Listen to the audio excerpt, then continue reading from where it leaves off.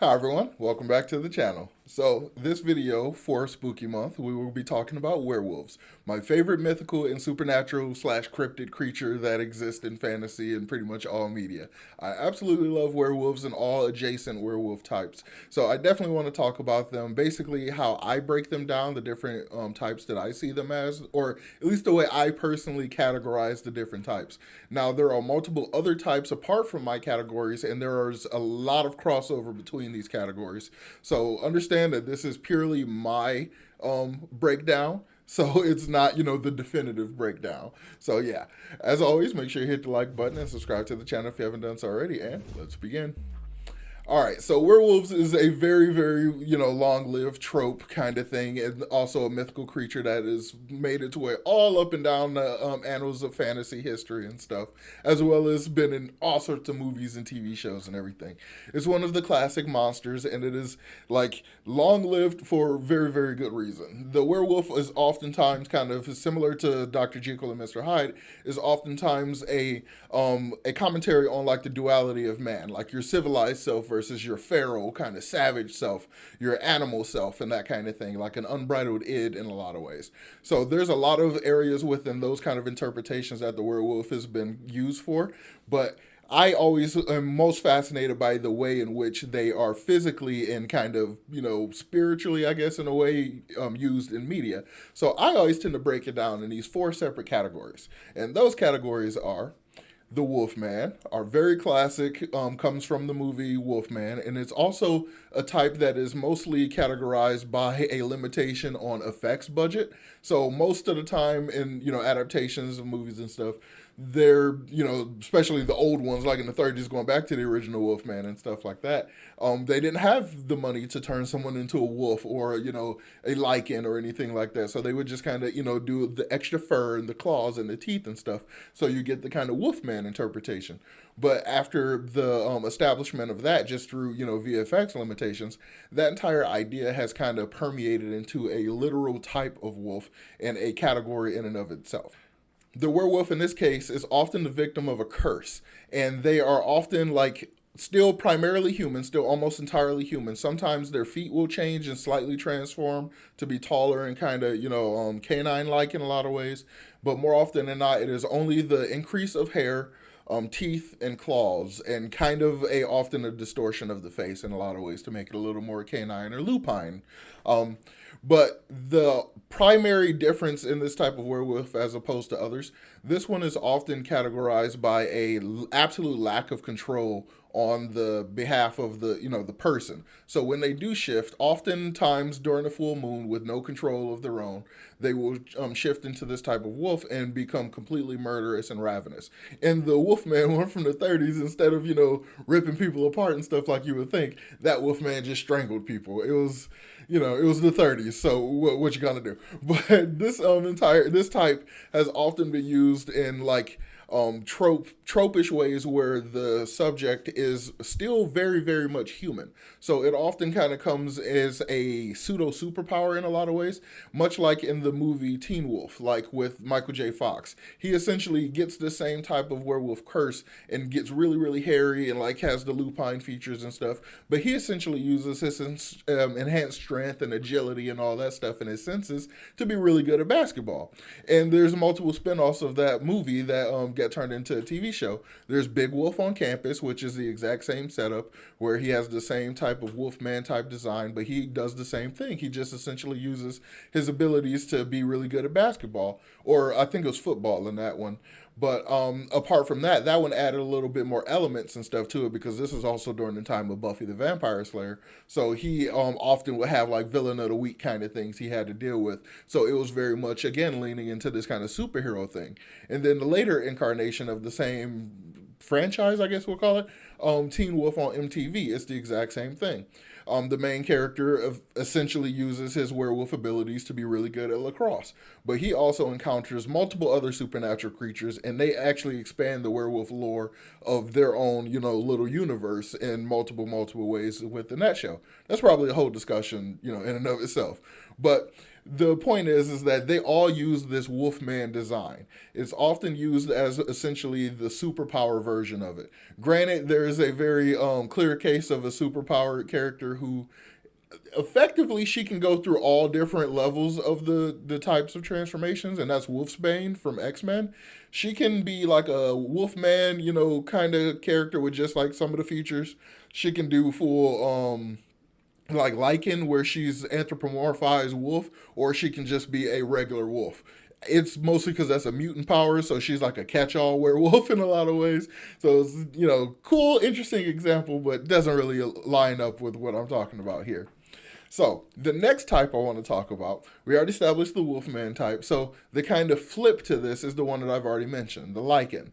So instead of being mostly human with some wolf features, this one is mostly wolf with some human features. So they're essentially an entire wolf, complete, wolf, like in Underworld or like in Van Helsing. And they are, though, while they are complete wolves, they are completely anthropomorphized. So they're bipedal and they're kind of more human in their physical characteristics. Now, this wolf type often will give the person who is suffering from the curse or the ability, because this one isn't often, specifically a curse. More often than not, it's like a virus instead of like a curse. But, curse, virus, you could argue that they're very similar. But so in this one, the human mind often is still in control. There's often a lot of control left to the human, but a lot of the instincts, the primal animal instincts, will be turned up to an 11. So even though they have human-like intelligence, they often will, choose to lean into their animal side more than their human side. And sometimes there will be cases of them where they just completely lose it. Like, there's some cases where it is kind of shown that they will basically completely lose their mind, but it's often contradicted within the same movie, like Cursed, where some of the characters turn into wolves because they're brand new werewolves and they have no, control over their mind. But it's also shown that older wolves do have total control of their mental faculties. So it kind of becomes like a learning curve thing in a lot of other scenarios. This werewolf type is often considered a war wolf as well, because they're the most physically intimidating and strong of all the types of werewolves. Sometimes there's others of different forms that just have like heightened supernatural powers, but in terms of just the power of the physical form, this wolf often is the strongest because they're typically like at least 7 feet tall and probably 400 pounds of nothing but muscle, and then razor sharp claws and teeth and everything. They are absolute beasts, like beast. And I absolutely love them. If, of all types of werewolves that I would like to be, I would definitely like to be a lycan, because they're the most intimidating, most interesting, and the most like dramatically wolf-like. So they're definitely my favorite. Some obvious examples of this wolf type is, as I've mentioned, Underworld or Van Helsing, and also in Harry Potter and a few other notable movies and stuff that will kind of use this kind of wolf. But again, this is one of the types of wolves that often will kind of get blended in, like depending on the level of a shift. Because like I said, with characters like Wolfsbane, she can also take this type of form, but also take the full shift form, which is the next category I want to talk about. But before we talk about that category, I want to kind of talk about some of the abilities and weaknesses. The most common weakness to werewolves is silver, and like Wolfsbane and stuff like that. So the Wolfman is often, he can be taken out with one silver bullet and he'll be killed. He's very sensitive to silver. He's often vulnerable to regular mortal weapons as well. So they're fairly easy to kill, fairly straightforward to kill. You just got to kind of get around their enhanced strength and speed and stuff like that. But the lykan, while often weak to silver, it often takes a lot of silver. So it's probably because of their just physically intimidating stature and everything, but like it often takes like a lot of silver. It's not just like a one silver bullet and it's done. Like they often have to have a lot of silver in them, and it has to stay in their system in order to actually hurt them. That's really shown really well in the Underworld movies, but is also shown in various other versions as well. Like, actually in Harry Potter, they don't even bring up the idea of his weaknesses. And he's also he's a werewolf, but there are also animagus and stuff. That's a whole other lore, like, can of worms. But the main thing with the lycan, it's often like the best way, the most effective way to actually defeat one of these is you have to overwhelm their brute strength. So while they can be killed with silver, it often has to be in conjunction with a lot of physical force, a lot of physical strength. So pretty much their only true, enemies can be vampires because they're the only other creatures with the level of strength that can actually hurt them. So I really like this form of the werewolf. It's like I've already said, it's totally my favorite, at least in terms of being physically intimidating and just, raw. So I love that just a lot. I don't know. So let's go ahead and talk about the third category. The third category is what I consider to be, this might be a little bit of a contradiction for some people, but it is the full shift werewolf and the skinwalker. I kind of put them together because of the way in which I see the core of this version. So, the full shift werewolf is a werewolf that can turn completely into a regular wolf and basically be completely indistinguishable from any other wolves. Like they're not bigger or anything like that. They just look exactly like a wolf. Like in the movie Blood and Chocolate. So they, even though I personally would consider them to be more spirit wolves, which is our last category, they actually physically do turn into wolves. It's not really spirit projection. So I guess they have to be full shift wolves. But it's essentially like that. But there's also multiple other examples because in some shows that have werewolf lore, they don't have the lore entirely nailed down. So it's sometimes they'll show a full shift wolf and then they'll switch over to the Wolfman thing, which is exactly what Teen Wolf did. They showed a full shift in the first episode and then switched over to the Wolfman stuff. So sometimes it just becomes a catch-all, but it's also used as a budgetary, VFX restraint like solution as well, because you can train a real wolf, easier than it is to have, the money and assets to build out an entire CGI transformation multiple times and all that kind of stuff. So it's another thing kind of like the Wolfman and the budgetary restraint you can use, train, or even just huskies and shepherds and stuff, dogs that look like wolves, which is what I think Wheel of Time is doing.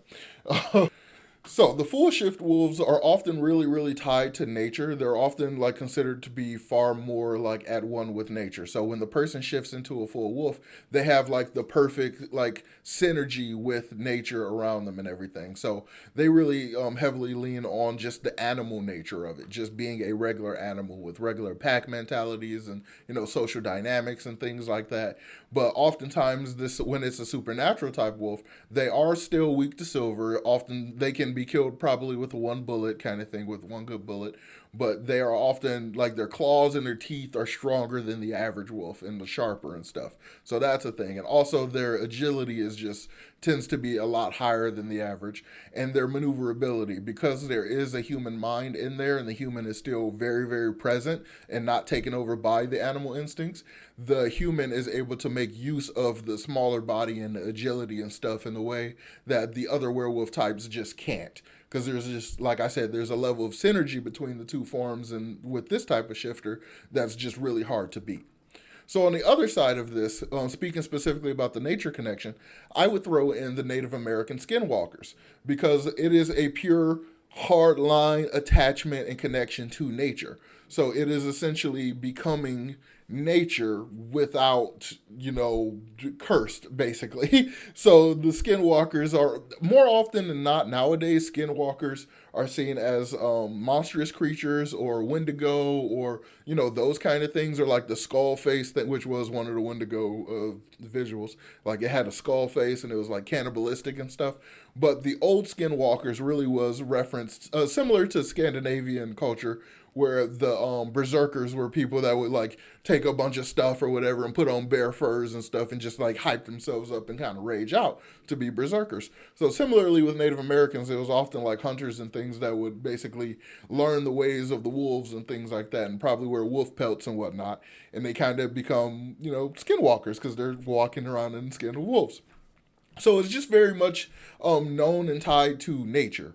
So oftentimes this will be kind of a shaman kind of person, and sometimes it will just be a regular Native American that is cursed, because this is one of the categories of werewolves that kind of gets touched by like all of the different pieces of lore. It's often a curse. Sometimes it's a curse caused because of cannibalism, which is essentially a Wendigo. Sometimes it's just a random Native American curse. Sometimes it's a part of the Native American tribe's culture, so everybody does it. There's just so many different ways. And Twilight even makes use of it. Like the Quileute tribe does have Legend of the Skinwalker, but it's not very werewolf in that same kind of way. She kind of bastardized their cultural lore in a lot of ways. But she did make use of them shifting into full wolves, even though they're much larger size than what is typical for this werewolf type. So it just kind of all works. So in my head, the shifter is purely the avatar of nature type spirit. So it is close to the spirit wolves, which we'll talk about in a sec, but it's still so much more tied to the humanity aspect of it. It's more a person that has a very clear, strong connection to nature, and it's their way to basically get on ground level with nature.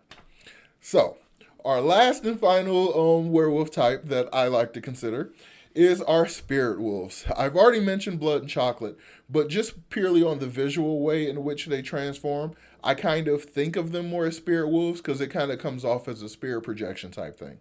Because that's often the most common way spirit wolves or spirit werewolves are depicted. It's often people with an innate ability that's passed down. It has nothing to do with the curse. It's not like a virus or anything like that. It's often just kind of a magical ability where they can effectively astral project and project their wolf soul out of their body. But oftentimes the wolf is like, it's not like a ghost. It's, it's corporeal and everything. So it still is able to function as like, I guess in battle if necessary, but there's just a lot of different layers to it. So I also consider, alongside regular spirit wolves like astral projection wolves, I consider the pseudo werewolves too. Like one of my favorite characters in The Wheel of Time, Perrin Abar. He is what's known as a wolf brother. And this is wolf brothers and sisters are people who have a telepathic spiritual connection with all wolves, not just a specific pack or specific, particular few individual wolves, but like all wolves. They have the ability to communicate with them at very far distances, and they can immediately interpret and understand all of the wolves' interpretation. So like the visuals, the sense, the hearing, and all of that, it creates this kind of picture in the wolf's mind, and they can relay that same information to the humans. And the humans kind of, as they go, they can do the same thing with the wolves and stuff from insane distances. And then apart from that, they often have like prophetic dreams where sometimes they can get glimpses of the future, and they have complete and total control over the dream world, which is a dimension under our dimension. It's a whole thing. So this is very much a spiritual werewolf in my mind, because the telepathic connection really is a soul bond type connection, and it just happens with all of the wolves instead of just like a particular one. But it's even shown that when a wolf brother or wolf sister has a particularly strong connection with an individual wolf, their connection will be higher than their connections with other wolves. So that happens with Perrin in the books, and it ends, of course, tragically. But it ends tragically in such a way that it further emphasizes how strong that connection is, because, spoilers for Wheel of Time, sorry, spoilers, but when one of those wolf companions is killed, the spirit of that wolf is still connected to Perrin. So it still even exists even at that point. So it's clearly a spiritual connection. It's still very strong. So even though Perrin and the other wolf brothers and sisters in Wheel of Time clearly has a very strong spiritual connection with their wolves, it's not the same thing as in like wolf walkers, where they have a inner wolf spirit that they can project out as a physical form and go off and do things and have adventures and stuff. So I consider them still to be within the same category, even though there are some key differences, and there's just levels and levels of lore that differentiates these types. So as I said, these are my personal 4 types of werewolves, and there is so many other subcategories that can fit under each one. So let me know in the comments down below, what's your favorite type of werewolf? Did I cover it in any of my types, or did I completely leave off some really interesting ones? Let me know about that in the comments down below. As always, make sure you hit the like button and subscribe to the channel if you haven't done so already. And if you want to support the channel in another way, you can of course check out my Patreon. The link is down below. And as always, I will talk to you all next time. Peace.